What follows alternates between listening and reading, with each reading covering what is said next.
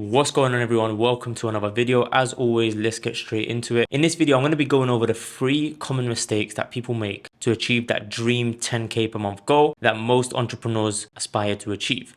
Now, just a quick one, a bit of advice from me. If you're watching YouTube videos to learn stuff, I'd advise you to watch these type of videos on like 1.25 speed or 1.5x speed, just to speed things up so you can watch videos a lot quicker. Might be a bit difficult at first, but trust me, it's helped me in the long run because number one, it saves me a lot more time. I can retain information a lot quicker now as well, while being able to justify watching another video, right? And let's say you set aside an hour to watch YouTube videos. Rather than watching one whole 1 hour video, you can watch a whole hour video in 40 minutes and also fit in another 20-minute video. And you're going to be learning 2 things in one. Try and learn the skill of watching things at a faster speed, okay? You'll get to a point where you can even watch stuff on 2x speed and you actually realize the way we speak is actually slow in comparison to what we can actually understand if we actually train our minds to obviously take it in. Let's get right into it. Number 1, juggling more than one business at the same time. This is probably one of the most common mistakes people make when it comes to getting into entrepreneurship or starting their own business. And I don't blame them, because what tends to happen is people tend to get what we call shiny object syndrome, where there's all these shiny objects getting thrown at them left, right, center, or I should say at you, left, right, center. Could be Forex, could be Amazon FBA, can be dropshipping, SMMA. All of these new opportunities are being shown to you one after the other as the next best opportunity. And they all have their pros and cons. They all tell you as to why this is the best business model in 2024, best business model in 2025, and so on and so forth. But I'm here to tell you, first of all, every business has its pros and cons, meaning there's no perfect business to start. If you're finding SMMA hard and you think that Amazon FBA is going to be easier, there's an aspect of Amazon FBA that's going to be harder than SMMA was. And you're going to realize that the hard way. That's point number 1 as to why you shouldn't be juggling 2 businesses at once. You should just focus on one, because it doesn't make it any better. And number 2, I'm going to link this to an example that Alex Hormozi gave. If you haven't seen it, maybe go on YouTube and search it in. But what he did was he had a cup of, some blue liquid.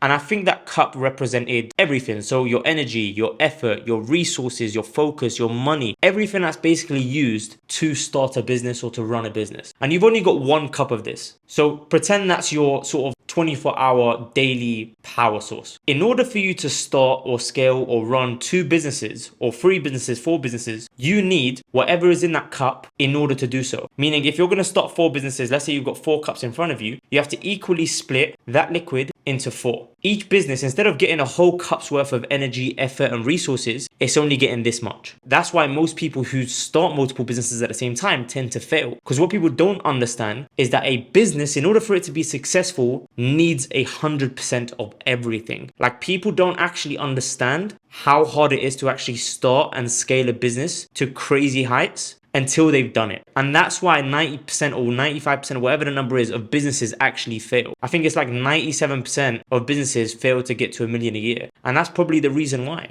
You need to be willing to put all of that usage into one business. And another thing, when I tell people that, sometimes their response to me is that, I finished my tasks for the day, or I have nothing else to do, so why not use that spare time to work on something else? I'm going to tell you now that if you have nothing to do within your business that you're just starting up and you're still not making, tens of hundreds of thousands a month, you're not doing something that you're meant to be doing. There is something that you're meant to be doing, you just don't know about it. It's not that there's nothing to do, you just don't know what you need to do. So that's what you need to go out there and figure out. If you're sat there, it's 4 p.m., 5 p.m. and you've done a day's worth of work for your business and you're like, okay, it's only 4 p.m. I've got like 5 hours left, let me do something else. There's something else you should be doing within that business that you're not doing.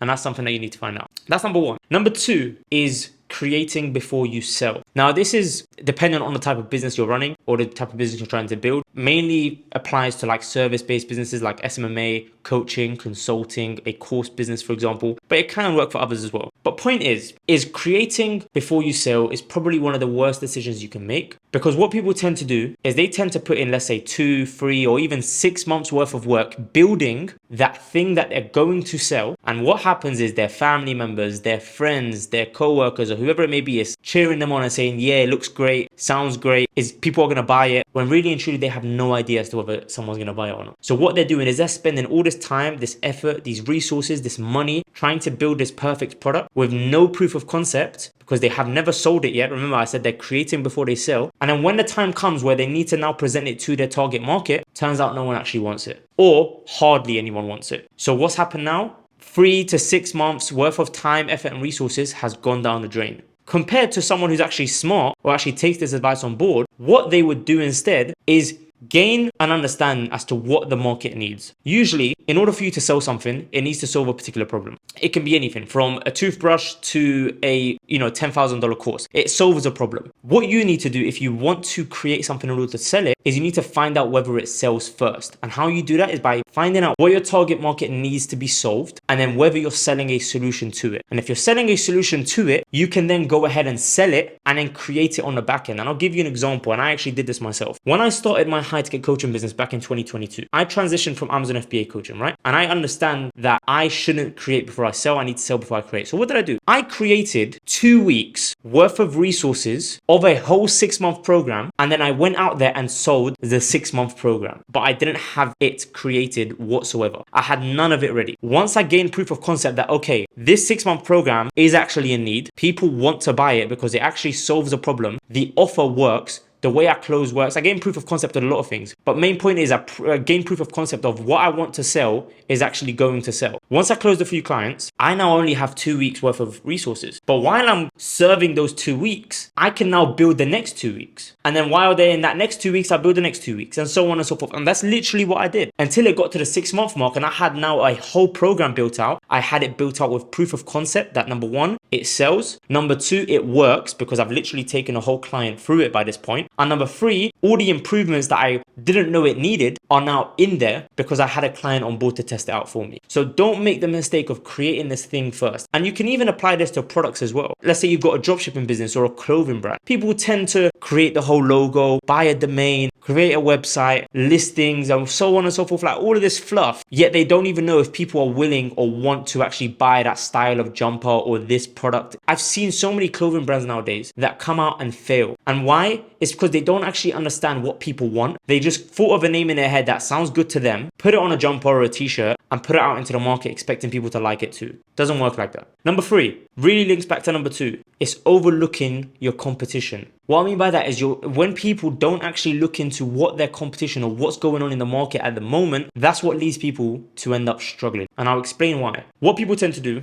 is they'll go ahead and create an offer. Let's say they create an offer before they even create their product. But what they haven't done is actually compared what they're trying to sell to what the market's already selling. Because what people will do is they'll put together an offer that sounds good to them based off what they feel like people need. Maybe they've gone out there and actually asked what people need. They'll put a price to it and so on and so forth, maybe a guarantee, but they don't know what the other competitors in the market are pricing theirs at, what their guarantee is, what they're offering as a whole. How do you expect it to compete with competitors that have already been in the market and established their place within that market if you don't even know what's going on? I'll give you an example. If you've got an offer to help people book 100 calls every single month for their fitness coaching business, and you're charging 5K a month, and your guarantee that is if you don't get them 100 calls within a month, then you'll continue working with them indefinitely. What if that was the ideal offer 2 years ago and you don't actually know about it because you didn't do your market research? And what's actually going on now is people are charging 2.5K for that exact offer. The guarantee is the fact that they'll give them a full refund. What they're actually offering in terms of systems and strategies is 3x or 4x what you're planning to offer. Now, I'm not saying that, okay, now that you found that out, go price yourself cheaper and match the competitors. No. But what you need to do as a seller is make whatever you're selling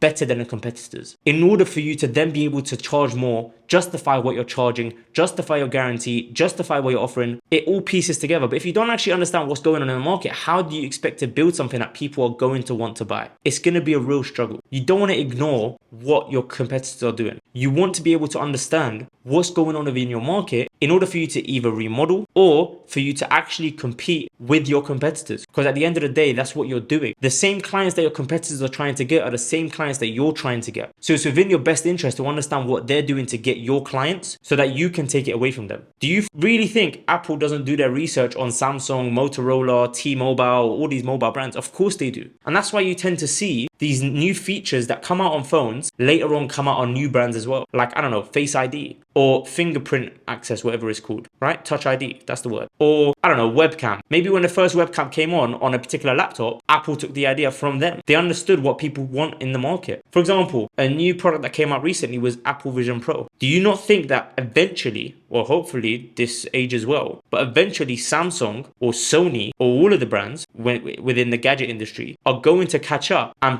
release their own type of Apple Vision Pro? What they're going to do though is they're going to try and make theirs better. That's the point. Now that's the 3 common mistakes that I personally think people make in order to prevent them from making that 10k per month mark. I'm not going to sell you anything. There's no VSL, there's no email opt-in in the description. All there is a Telegram group that I drop free value in every now and then. If you want to join it, feel free, I'll accept you in. If not, no problem. But yeah, other than that, I will see you in the next video. Take care.